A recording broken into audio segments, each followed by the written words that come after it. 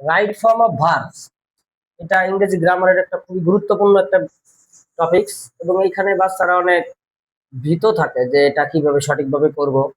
তো আপনারা জানেন এই রাইট ফর্ম অফ ভার্ব আমাদের পঞ্চম শ্রেণীর পরীক্ষাতেও আসে, দশম শ্রেণীতে এসএসসি পরীক্ষাতেও আসে, ইন্টারমিডিয়েটেও আসে, এবং মাঝখানে সব ক্লাসেই আসে। তাই পঞ্চম শ্রেণী থেকে শুরু করে দশম শ্রেণী পর্যন্ত বা আপনার ইন্টারমিডিয়েট পর্যন্ত যারা শিক্ষার্থী আছেন, তো প্রত্যেকেরই এটা জিনিসটা দরকার।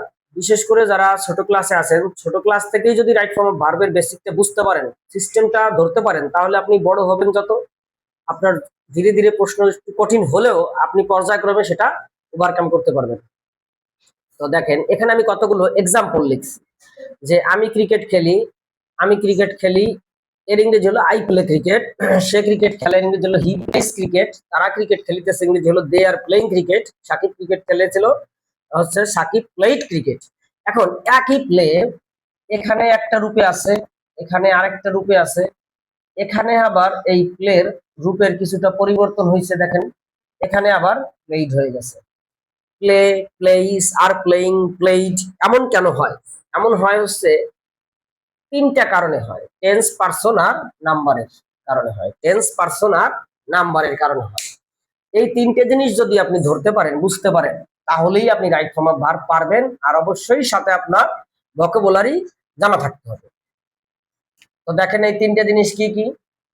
এক নাম্বার হলো আপনার, এক নম্বরে আপনাকে অবশ্যই টেন্স জানতে হবে। টেন্স প্রধানত কয়টা? তিনটা।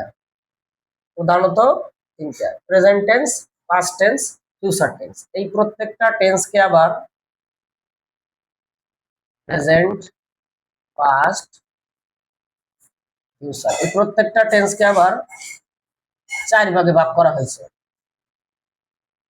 এই প্রত্যেকটা ভাগের, অর্থাৎ এই 3 4 12টা ভাগের সংজ্ঞা এবং গঠন সম্পর্কে আপনার যদি ধারণা থাকে, তাহলে আপনি এগুলো পারবেন। আর এর সাথে আপনার যেগুলো জানা থাকতে হবে সেটা হলো পার্সন। পার্সন কয়টা? পার্সন 3টা: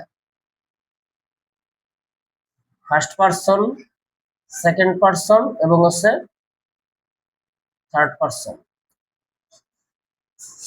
কোন পার্সনের সাথে কোন সাবজেক্ট যায় সেটা আপনি ক্লিয়ার হয়ে যাবেন যখন পার্সন সম্পর্কে আপনার ধারণা থাকবে। আর একটা জিনিস আপনার রাইট ফর্ম অফ ভার্ব সঠিকভাবে জানতে হলে জানতে হবে, সেটা হলো নাম্বার। নাম্বার কয়টা? নাম্বার হচ্ছে 2টা: সিঙ্গুলার নাম্বার এবং প্লুরাল নাম্বার। এই নাম্বার সম্পর্কে যদি জ্ঞান থাকে, তাহলে আপনি এই যে ভার্বের রূপগুলো কেন এমন পরিবর্তন হচ্ছে, কোন কারণে হয়, সেটা আপনি সঠিকভাবে যদি বুঝতে চান, টেন্স, পার্সন, নাম্বারের সম্পর্কে আপনাকে বিস্তারিত জানতে হবে। তো আমি টেন্সের প্রত্যেকটা সংজ্ঞা এবং গঠন পর্যায়ক্রমে ভিডিও আকারে দিব।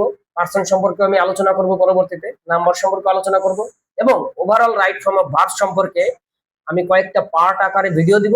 আপনারা যদি ফলো করেন প্রত্যেকটা পার্ট, আপনারা ফুল নাম্বার পাবেন, 5-এ 5 বা 10-এ 10 পাবেন। আমি এটা আপনাদের নিশ্চয়তা দিতে পারি। ধন্যবাদ, আজকে এ পর্যন্তই।